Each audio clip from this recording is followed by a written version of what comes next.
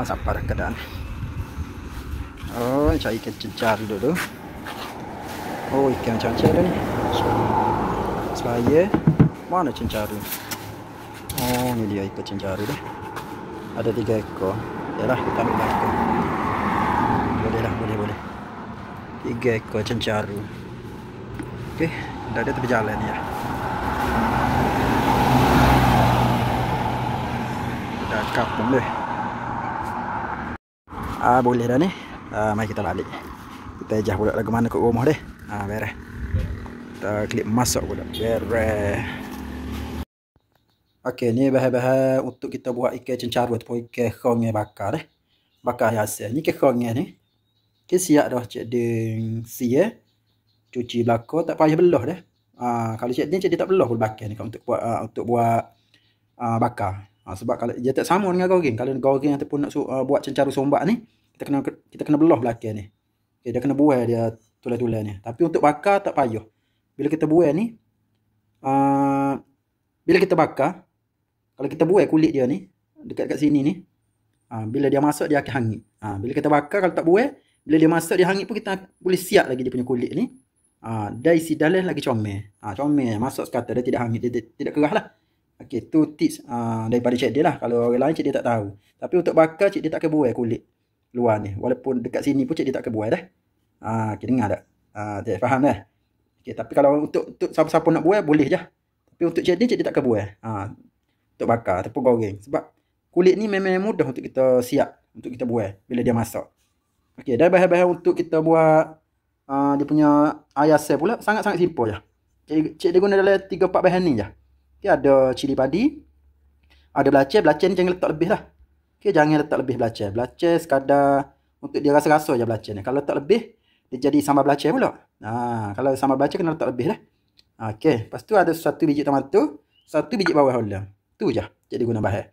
Dan kena ada jugalah ni, paste asam jawa. Paste. Jadi guna paste lah. Mudah campur dengan air suai ataupun air panas. Kacau. Boleh terus guna dah. Tak payah kita nak buat tapi buat dia punya butir ataupun biji tu. Tak payah. Lagi cepat je kalau guna yang ni. Dah. Okey. Sebelum kita buat ni, cik dia nak pergi bakar dulu ikan ni. Ikan ni kena nak lambat juga. Kita nak hidup ke api gapo lambat. Okey. Lepas tu siap tengah bakar ni kita buat paste pencicah dia pula. Ayas dia. Okey, beres. Okey, sementara kita tunggu bara kita ni, api kita ni hidup dah. Tapi nak hidup dah ni. Cik dia nak pergi buat ikan dulu. Kita nak proses ikan dulu dah untuk kita bakar ni. Okey, proses dia lagu mana? Cik dia nak ambil ikan ni, letak atas daun pisang gini. Untuk kita lapik, kita balut ikan kita ni. Bila kita bakar dengan berlapik ke daun pisang gini, ikan kita ni taklah hangit sangat. Tak nampak udus sangat dah.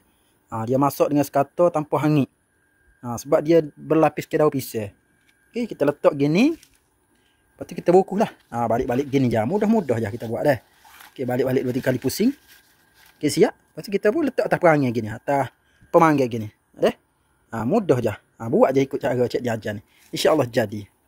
Dah. Kita buat sikit 2-3 ekor lagi ni. Habis. Okey, bila dah siap gini, kita tutup. Lepas tu, bolehlah kita bakar atas pemanggil ataupun atas bara api yang kita buat tadi dah. Okey, jom kita bakar pula. Okey, bara dah ready, api kita dah ready. Kita letak je ikan kita buat tadi, kita buat balik sana ni. Lepas tu kita tunggulah sampai dia masuk dah. Tapi kena rajin-rajin jugalah balik sebab api ni dia tak berapa nak tinggi mana dengan kedudukan bara dengan ikan kita ni, tak berapa nak tinggi mana. Sepatutnya dia kena tinggi sikit lagi baru dia masuk dengan sekata, tidak kata masuk dengan kata api yang besar. Dia masuk slow-slow. Ni kita kena selalu balik lah. Kena selalu tengok jugalah. Takutnya hangit dah. Okay, kita bakar sampai ikan kita ni masuk. Ikan bakar kita dah masuk dah ni. Hitam molek dah ni. Kedua-dua belah ni. Okay, cik dia nak akad dulu lah. Okay. Dia molek bara pun nak habis dah ni. Okay, kita akad dulu nampak masuk dah ni dah. Beres lama-lama hangit pula. Okay. Okay, untuk kita buat air asam untuk pencicah ikan bakar saat ni.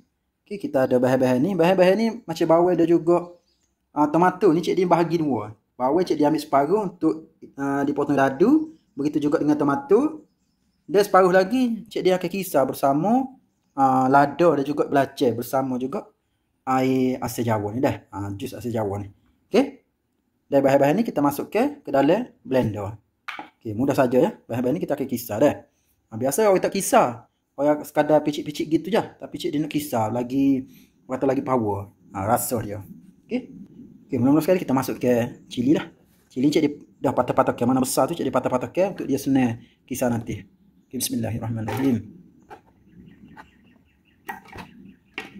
Lepas tu kita masuk ke bawah. Kita masuk ke bawah. Masuk ke tomato. Dan juga kita masuk ke air yang sejawa. Bismillah. Okey. Lepas tu bahan-bahan ni kita akan kisar sampai dia agak-agak lumak.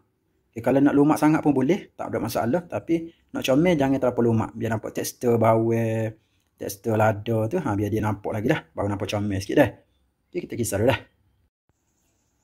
Dalam bekah ni, cik dia ada bawang Holland dan juga tomato. Cik dia potong dadu. Okay, dan bahan yang kita kisar tadi tu, kita boleh terus masuk ke dalam bekah berisi bahan-bahan yang kita potong dadu ni. Okay, kita masuk ke saja. Okay, nampak tak?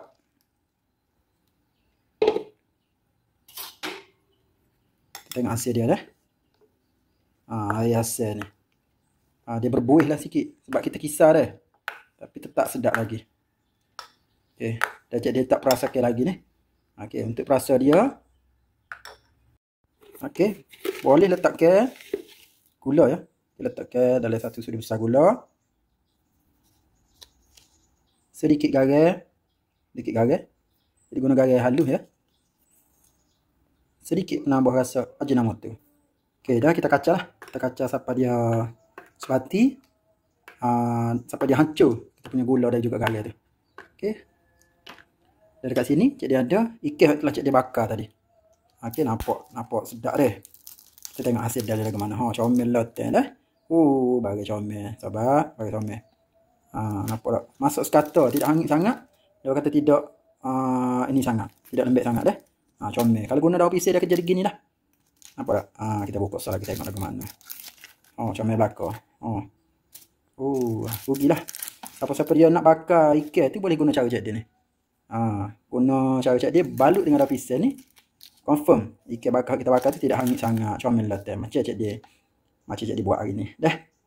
Okey, hasil dia jadilah air hasil untuk nyecoh ikan bakar kita ni.